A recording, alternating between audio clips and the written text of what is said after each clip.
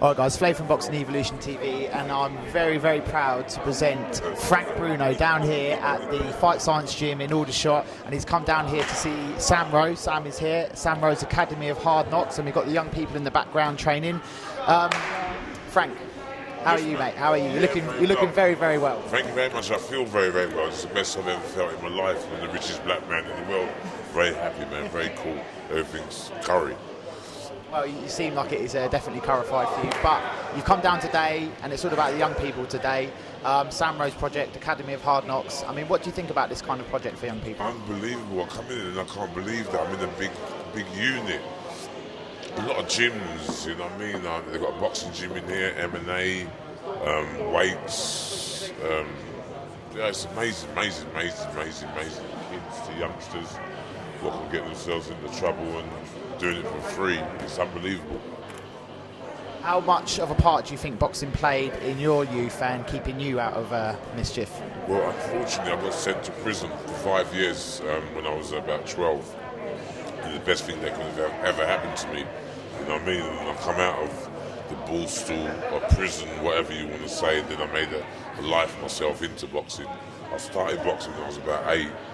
But unfortunately, my mum warned me that if I never behaved myself, getting involved with different crowds and drugs and associating yourself with people on heroin and crack and weed and high grade, low grade, class D, whatever you want to call it, and I've been getting involved. But I'm glad boxing saved my life. That's what MMA does here for these kids. They're all in the legal highs, they're self-harming, their self-esteem's nowhere. They can't get jobs, they can't do anything, they've got nothing to do. We do a free course for them, turn their lives around. I mean, I was on a slippery slope myself. I did, 10 years behind the door, 4 prison sentences, before I realised the only way forward. And look what we do now. You know? And for you, Frank, I mean, when you were younger, if you had, say, rather than, say, be sent to prison, had a project like this where you come along, there's still discipline involved, there's still that, but there's a lot of productive stuff involved. Do you think that would have made a big difference? It would have made a beautiful, big amount of difference, because I was a training freak, and when I was young, I thought I was a black Bruce Lee, you know what I mean? And I thought anyone say Bruce Lee, I would go into the movement and whatever, and I'm a frustrated MMA man. I think I went in the ring today and it felt like it was a temple. You know what I mean? Nice feeling. I don't know. Yeah, but yeah, very nice. Is it tempting you to maybe have a little go at MMA? Yeah, it's very tempting me. Very, very, you know what I mean? I'm getting thirsty, man. You know what I mean? I'm thirsty. I'm very thirsty. These kids get so much out of it. 10 weeks ago, they were all smoking legal highs and doing crime. We don't need no crime. We need peace, man. This is good. We need this up and down the country. You know, we need this all over Europe. We need this all the way around the world. This is a great man. Take a leaf out of you. Especially having people such as yourself coming down to meet them, it must be a massive inspiration for them. It's nice. I'm a nobody, you know what I mean? I'm just nobody, man. That's not true. That's not true. It's just nice to come down just to meet everybody and just mingle and learn. I'm learning. You've never done learning. In life, one of the secrets, knowledge is the key. You know what I mean? Knowledge, you know. You don't just stick to boxing, M&A, karate, judo, jiu-jitsu. Every country, every army, everyone's got a different style. You know what I mean? Of fighting, different way of holding someone, different way of tackling someone, wrestling them, getting them, different shots and whatever. But it's amazing using your feet. I can use my feet are more powerful than my punch. I wouldn't like to feel that then. More powerful, but it's amazing. Glad I'm down here today. I'm glad Carmen, my PA, Carmen. Come on, Carmen, come and join the interview. Carmen, come on, take your shoes off. Carmen, take your shoes off. Carmen, stop shutting up the man.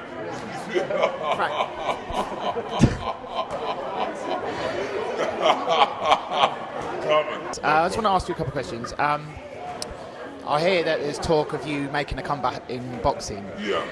What is the motivation for this? What are you hoping to gain from it? What do you mean what I'm hoping to gain from it? Well, I mean, not necessarily what you're hoping to gain from it, but what is the motivation behind it? Obviously, you know... What's the motivation behind it?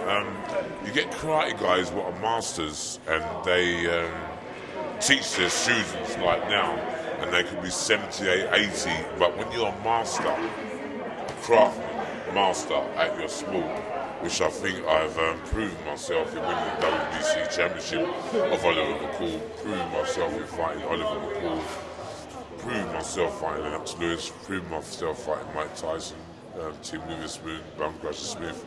I think that I'm a master in my sport, and I think as you get more older, you get more experience, you get more calmer. My manager Terry Lawless used to teach me about golf, Zen, martial arts, meditating, yoga, Pilates, but I never used to do all that. I used to just go in there and train like a gorilla, like a baboon, like a crocodile, and not really think about relaxing and chilling out and putting certain things away. I was 24/07 and I'm still 24/07 now. In my way of training, I train 24 hours a day. I train 3 o'clock, 4 o'clock, 5 o'clock, 6 o'clock in the morning. I train all day. That's all I do now. And I've been doing it since I got divorced, so I thought... Good shape. Thank you. Do you think there's a part of the boxer that never loses his hunger for competing? I think once you've been in the temple in either cage fighting, once you've been in the temple or in boxing, either you sparred, whether you've been in a boxing atmosphere in the gym, you know how to protect yourself. You know how to look after yourself. If someone's coming to rob you in your house, you've got little tactics where you could know how to punch, know how to kick, know how to get a man down and do some damage on him rather than do damage on you.